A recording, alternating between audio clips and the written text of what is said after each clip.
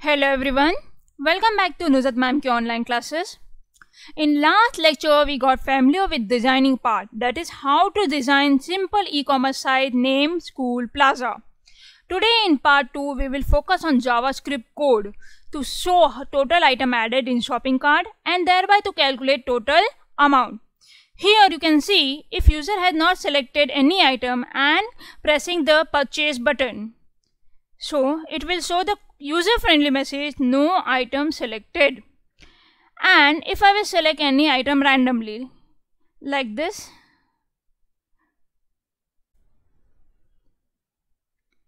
and then again I will click purchase now button, so it will show the message whatever shopping you have done that is added in cookie. Now we'll learn the term cookie. What is cookie?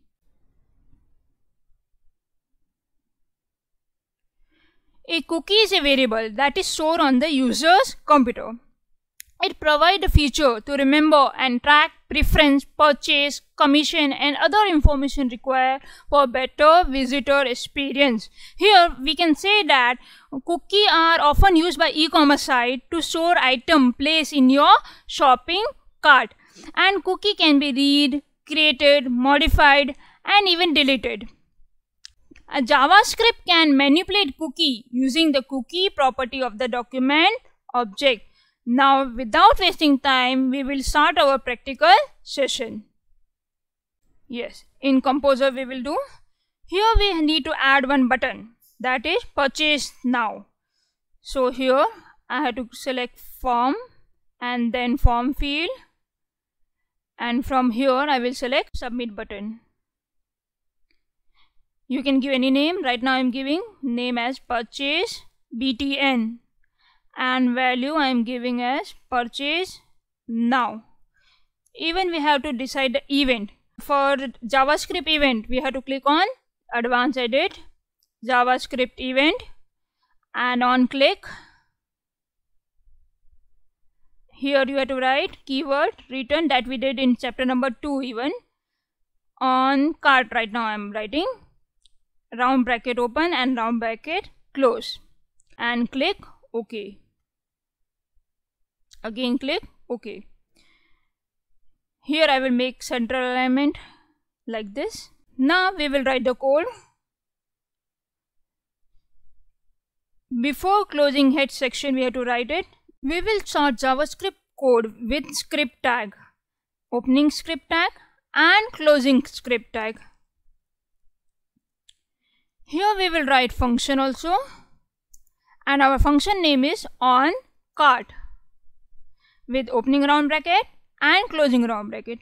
We will put curly bracket even because we are going to write block of statement inside this function. Here I will check it whether function written correctly or not.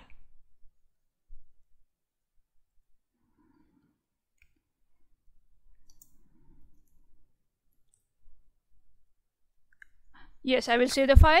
Here you can browse and you can launch the application.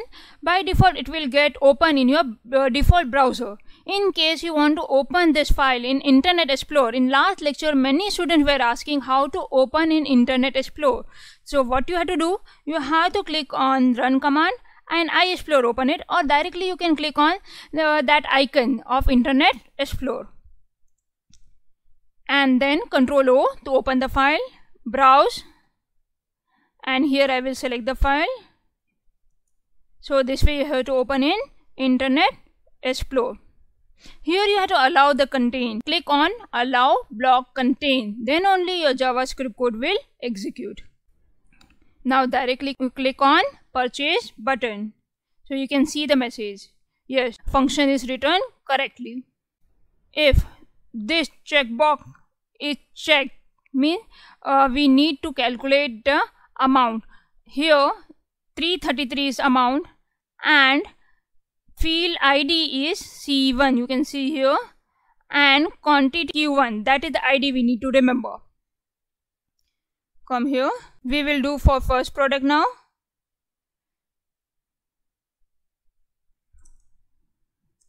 First we will check whether user is adding that item in add to cart or not. For that we need to write document dot get e capital element B capital by and I capital ID.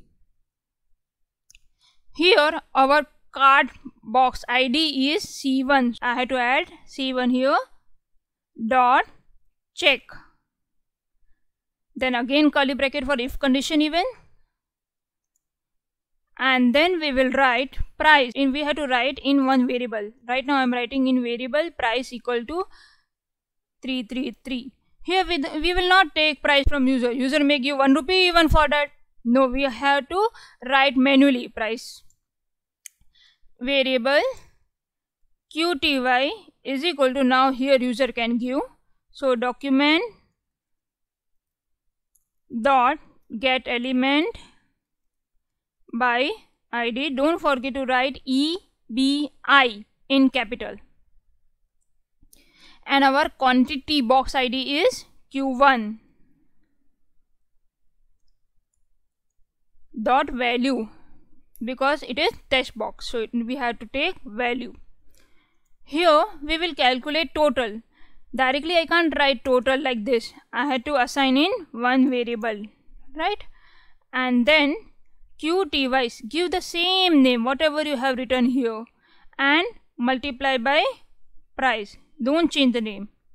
Here you can alert is also alert total to see whether we are getting total correctly or not. Save the file and we will run in Internet Explorer. Refresh. Select this first product. By default this one, we can change it to 2 or something, and I will click on purchase now.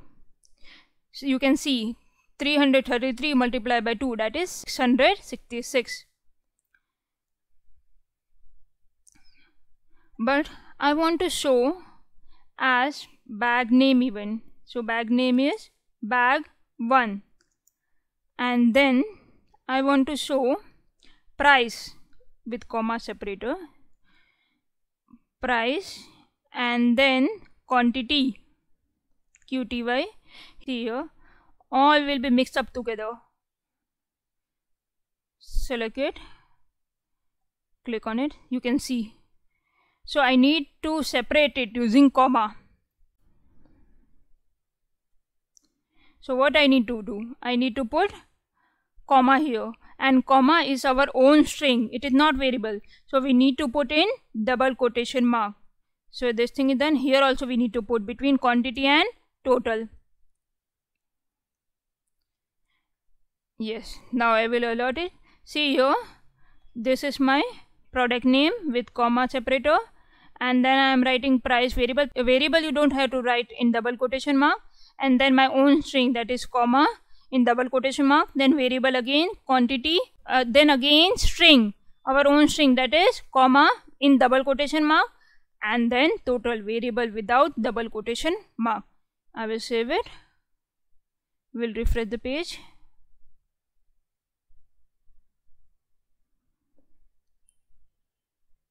Yes, purchase now. So you can see it properly with comma separator. We will use one variable to put this thing instead of alert. So here I will replace it with variable output. Instead of declaring variable again and again, I will write upside as a global variable. Here I will write output equal to something, variable output. Many times I am going to use it because I have many product here and it is null. Right now I am not assigning any value. If user select this item, then only it will add some text here. Now I will alert this output even, alert output.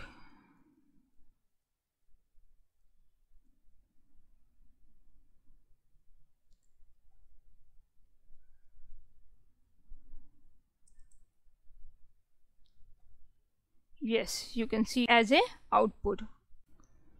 Here I will do for second item now. I will copy the if condition and I will do the necessary modification.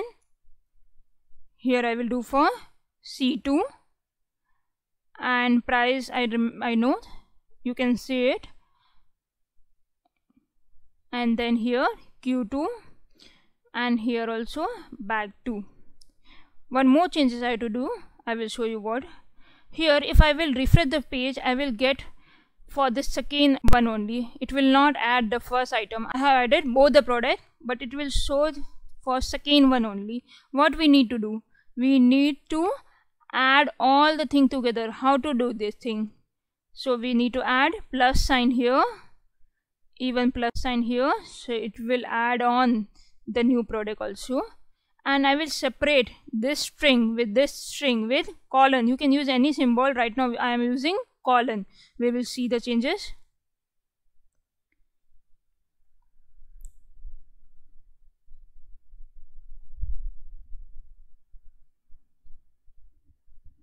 I am adding both items and clicking on purchase now. So you can see here bag 1 as well as bag 2 with colon separator. Same way you have to do for third item.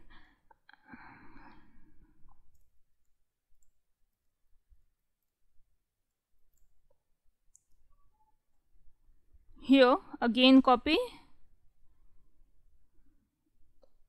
Ctrl C and paste it. You have to do the same labor work.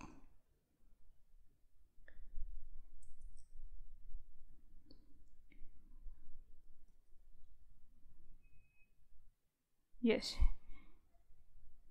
So this is done now. Now I want to show this value in cookie and I want to alert that cookie value. Why I want to show this in cookie? Because this output variable is available here only, but we want to use this value of output in some other page event. So we need to use it as a cookie. And I told you earlier, JavaScript can manipulate cookie using the cookie property of the document object. So we had to use document object and then we had to write cookie, and then what is our variable name? Output.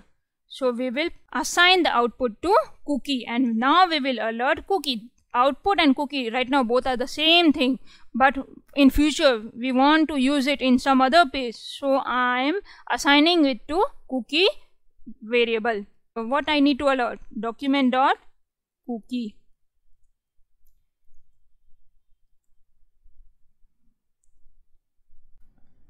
I had done for all these three products. Even I can change the quantity. By default value is 1. You can change it if you need. So you are getting output correctly. Lastly, we will write the code to get the user-friendly message in case if user had not selected any of the item. So we will see that thing also. Here you have to add one variable like variable check equal to false. Initially we will assign false value to variable check. In case if any item user select, then we have to change the value to true. Same thing we have to do for all the cases.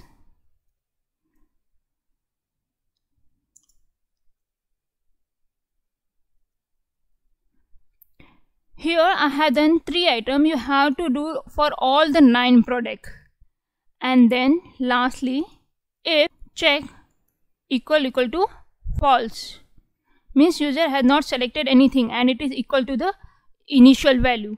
So we will show alert box, no item selected.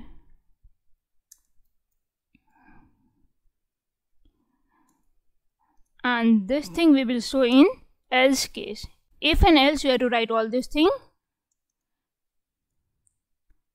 Save the file and refresh the code.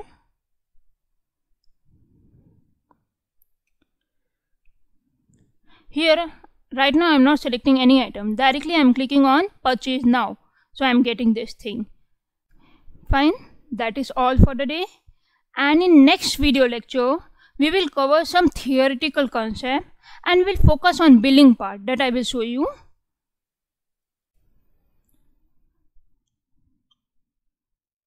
Yes. Here randomly again I will select some item.